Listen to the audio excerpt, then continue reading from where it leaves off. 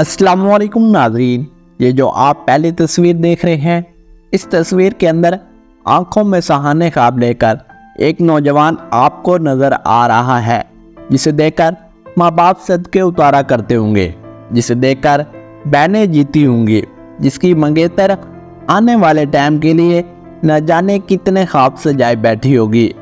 फिर क्या होता है कि अचानक ये शहजादा अपनी माँ और बहनों के लिए बाजार से अफ्तारी का सामान लेने जाता है और अचानक से मोटरसाइकिल पे जाते हुए उससे महसूस होता है कि जैसे गर्दन के ऊपर किसी ने कोई तेज धार वाला आला फेर दिया हो। इसको तब भी यकीन नहीं होता।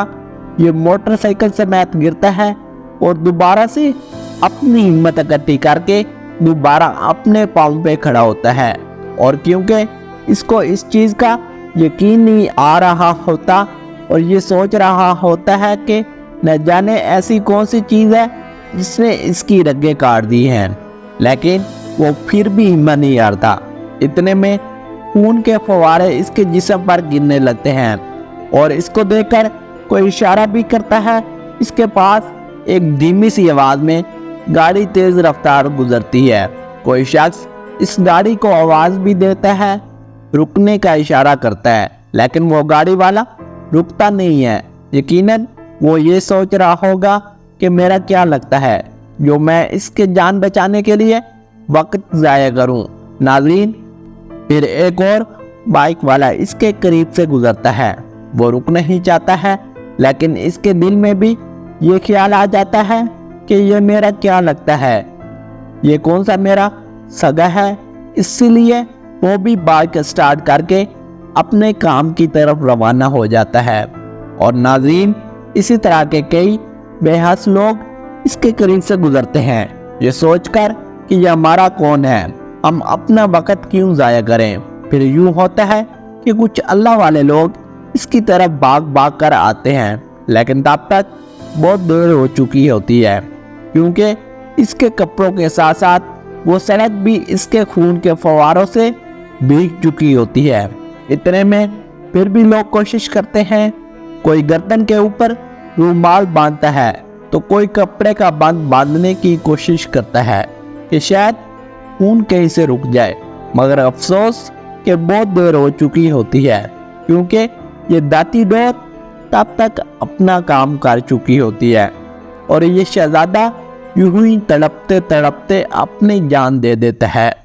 और इसी के साथ इसके माँ बाप भी जीते जी मार जाते हैं। इसकी बहनें भी लावारिस हो जाती हैं और वो शहजादी जिसके साथ ईद के बाद इसकी शादी थी, वो दुल्हन बनने से पहले ही बेवा हो जाती है।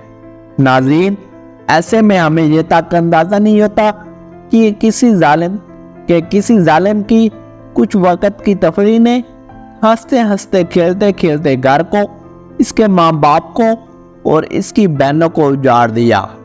नाज़रीन, मगर किसी को इससे कोई फ़र्क नहीं पड़ता। नाज़रीन, और आपको पता है किसी को फ़र्क क्यों नहीं पड़ेगा?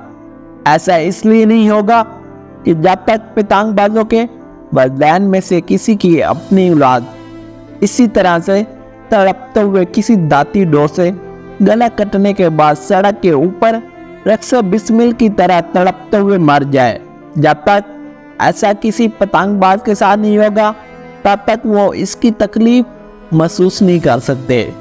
नाज़रीन, जिस दिन ये खूनी कारोबार करने वाले के घर में किसी के साथ ऐसा नहीं होगा, ये कारोबार बंद नहीं होगा।